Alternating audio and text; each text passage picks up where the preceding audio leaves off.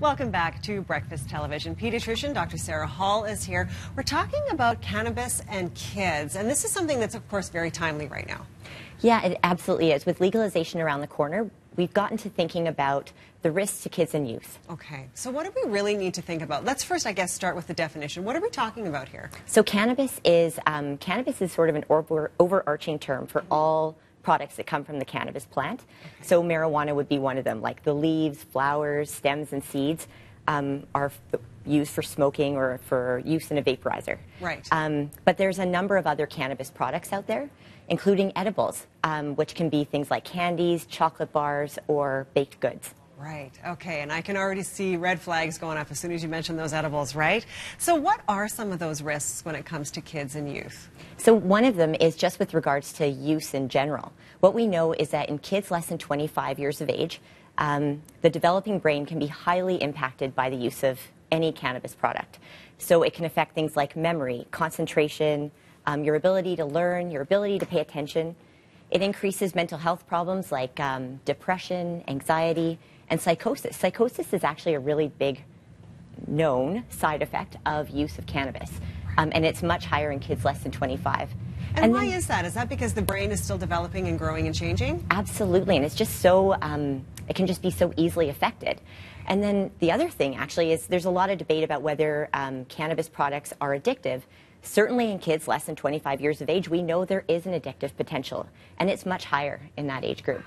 So that's one. Clearly, pediatricians have so many concerns about that age, right? Absolutely. In fact, there's even been talk about raising the legal age to that, to 25. To 25. Mm-hmm. Okay, wonderful. Now, what about younger kids? Well, yeah, so there's a lot of evidence coming out of places that have already legalized marijuana and cannabis. Specifically Colorado. Mm-hmm. What they've noticed is 34% increase in poison control calls and increase in ER visits because of accidental ingestion. Wow.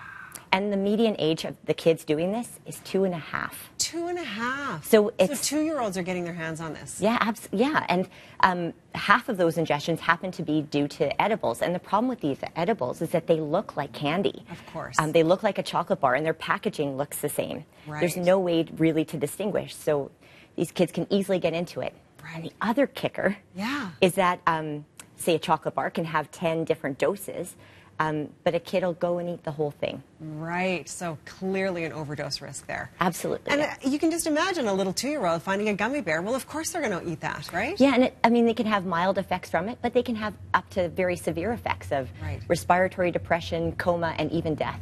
Wow. But then what does it do to their long-term brain as well? So right. And we don't even know the answer to that, right? Yeah. Okay.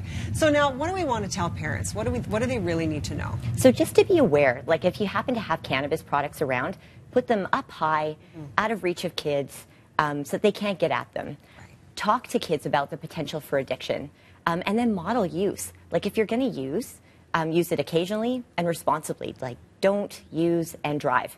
Don't use and mix it with sedative medications, over the counter or otherwise. Don't use and drink alcohol. Right. All of these can be fairly negative combinations. Right. And then with regards to teens, watching for addictions, watching for changes in their behavior, changes in their peer group, their interests and activities. Talking to kids about this shows you care and just opens the lines of communication. Right. You want to keep those lines of communication open, right? Mm-hmm. What about storage, particularly when it comes to things like edibles?